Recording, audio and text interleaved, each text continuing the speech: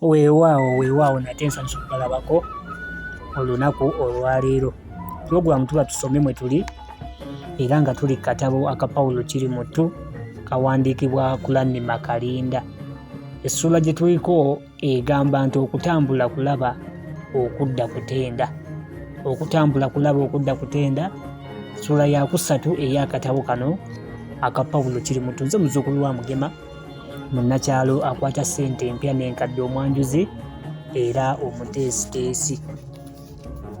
Pawulo kwe yasookera okulaba nti olugendo lw'omu bbanga terufaanana na lwa ku lukalu, bwe yayingira ennyonyi ku kawungeezi ako ke yasitulirako, olwatuula bw'ati yali takyayinza ate kuwuubira bye yali alese ebweru. Yawulira nga yali tematizibwa okuwuuba kwe yali awuubye ng'akyali ebweru, era bwe yakubaganya ebirowoozo yafaanana okuba nti bwe yali awuuba kitaawe Bazibumbira yali tamulabye. Yali agenda okuddayo ebweru, yagenda okulaba nga bamuwa swiiti era nga bamulagira okwesiba emigwa, ko ye nti ate bukedde. Ennyonyi yali luva okwaya, mpozi yasooka n'ewenyuka emisinde ng'eri ku ttaka n'ekirako embuyaga. Pawulo yagenda okuwulira ng'esituka emmeeme n'emutyemuka bettwa. Ate yagenda okuwulira ng'ereewa, amangu ago nno nannyini kutu n'abukuta. Pawulo ebyenda ne bimwetukuta, yali atudde ku ddinisa, mpozi kye yava ayisa amaaso n'atunulako wansi, wonna waali wakutte beppo. Naye Pawulo muli yawulira nti ali wala mu bwengula eyo. Ennyonyi yatandika okuseeyeeya era Pawulo naye n'atandika okunyumira olugendo. Ebizibu byonna eby'ensi yafaanana okuba ng'abirese wansi. Yatula omu n'omuwala omuzungu. Amabeere g'omuwala ono gaali gafukamira bufukamizi. Erangi y'enviiri ze yali ya zaabu. Mu kiseera kino ye omuwala yali mu mattansejjere era mu bugenderevu oba mu butanwa, omutwe gwe gwali guwumudde ku kibegabega kya Pawulo ekya ddyo. Kino kye kintu Pawulo kye yasinga okujjukira mu lugendo lwe lwonna. Pawulo obulamu bw'Ebungereza yabumanyiira mangu, era omusomo n'atandika okugukakkalabya ate n'okusinga bye yasangayo. Yafuna emikwano mingi nnyo, kyokka bonna Brian Tust ne Richard Morgan be baali enfiira bulago ze. Eky'ekitalo, Brian ne Richard buli omu ye yali omwana omu be mummululu ow'abazadde be. Brian yalina bakadde be bombi era bombi nga bamwagala nnyo era nga tagambwako. Kye yayogeranga nga kye kimutuusibwako awatali kutemya kikkowe. Ng'akyali muto, nnyina yavanga mu kumulabirira n'amulondanga bulunzi. Ye yamunonanga ne ku ssomero. Omwana munnange yawereza ddala emyaka 10 n'omusobyo nga nnyina akyamusuza mu kisenge kyabwe abazadde, ate ng'akyamunaaza ne mu maaso. Richard ye teyali wa mukisa bw'atyo. Nnyina bwe yali ng'akyali lubuto mbu yasuubira alizaala mwana muwala era ne kitaawe bw'atyo. Okumanya nga beesunga omwana omuwala mbu baalonda n'erinnya erya Saala nga lye ly'okumutuuma ng'azaaliddwa. Mbu Saala lyali linnya lya ssenga wa nnyina wa Richard omuganzi Kayingo, wabula kyababuukako kubanga omwana ate bwe yazaalibwa yali mulenzi. Okumanya nga Nnakawere yanakuwala mbu kata n'omwana amulekera abasawo mu ssanya. Nga yakamala okuzaalibwa ate kitaawe n'afa, nnyina n'asigala nga yamujjanjaba yekka era yabonaabona nnyo naye kubanga yali alwalalwala. Buli lwe yawolomanga olw'obulwadde nga nnyina yeesongosera nti ono nno omwana naye nga ndabye, singa kale Katonda yampa muwala, omuwala yalwazika. Ate bwe yamuleranga n'amala amuteeka omutwe mu kifuba ng'agusindika eri nti leka ggwe kuntujja foloma lya mutwe, omukazi nnaggwawo dda. Mbu leero Richard yakulira mu bunaku obutayogerekeka.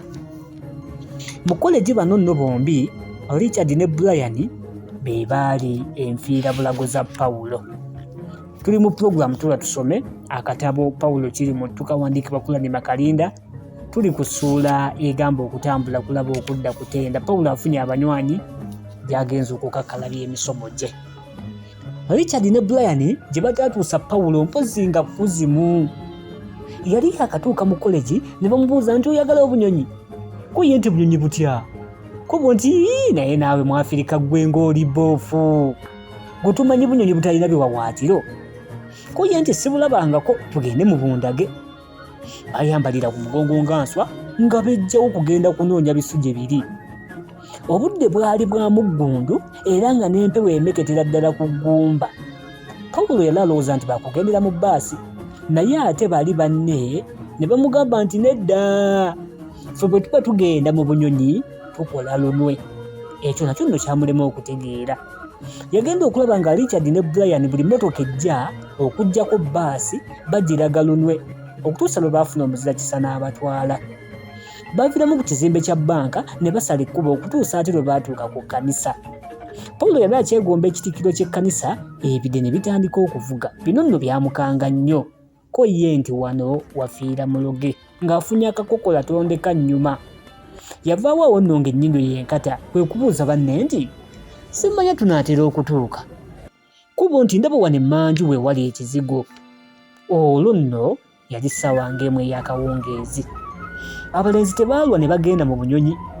Pawulo yali atandika okunoonya ebisu, banne ne bayingira mu bbaala ne bamuwenya, naye bw'atyo n'abagoberera. Obutakulimba Pawulo yali tayingirangako mu bbaala y'Abazungu. Kyali kisenge kigazi nnyo nga buli muntu y'ali yeemiisa, ate nga bamu ku basajja bakutte n'abakazi mu biwato. Mu nsonda eyamuli okumpi awo yalabawo omuwala eyali awummuzizza omutwe ku ttama ly'omulenzi. Awo ku mulyango kumpi ne kawunta wali watuddewo ekkazi eryagejja ne liwola. Lyali litudde ku katebe nga kawanvu, kyokka ng'ogubuto gwalyo gwonna guli ku mmeeza eya kawunta. Mu kuteebereza lyali lisingako mu myaka akakadde kannankabirwa akaali kalirwana kaba Pawulo ewabinoga. Olwalaba abalenzi ne libalamusa lyaga nti halo Ricky, Brian, mwetaaga obuyambi? Amangu ago munnange ne libakuba kiisi ku matama. Emimwa gy'omukazi ono gyali ginnyogoga ng'ennyindo z'embwa, era Pawulo yalwawo nnyo ng'akyanyonyogerwa kiisi eno. Bwe yagezaako okusangulawo n'akatambaala yagenda okulaba ng'ebitundu byako ebimu bifuuse byakasaayi. Amanga ago nga Pawulo yakafuna kiisi ye esoose okuva eri omukazi omweru. Ricky yamubuuza muwala ki mu abo abaali batudde nga basazeeko era nga ne peti ziyiseemu mpozi bwe yandyagadde. Pawulo yali akyetya nti sirowooza nti bayinza okukkiriza. Ricky munnange kyeyava abaguliza ku muwala, kyokka mu butuufu yali mukazi eyali atudde awo. Omukyala ono yali mukazi wa kitema bwe namwetegereza. Amaaso ge nga galigita buligisigati mu kiwanga. Yalina obumwa nga bulinga bwa nsumbi, mu butuufu yenna yali yakula kiraalo. Omuwala bwe yajja wali Ricky, ekkazi liri ekkulu ne limuyita nti Sharon. Awo nno ne lisuula eriiso eri Pawulo. Olwo Pawulo naye yali yabugumiridde dda era ng'amaliridde nti kale bonna bwe banaagaana waakiri anaasitukira munnamukadde yamuyise Daalingi. Kyokka Sharon naye teyali mubi, amangu ago n'asembirira Pawulo n'amugwa mu kifuba ng'eno bw'atadde enkokola ku bibigabiga bye.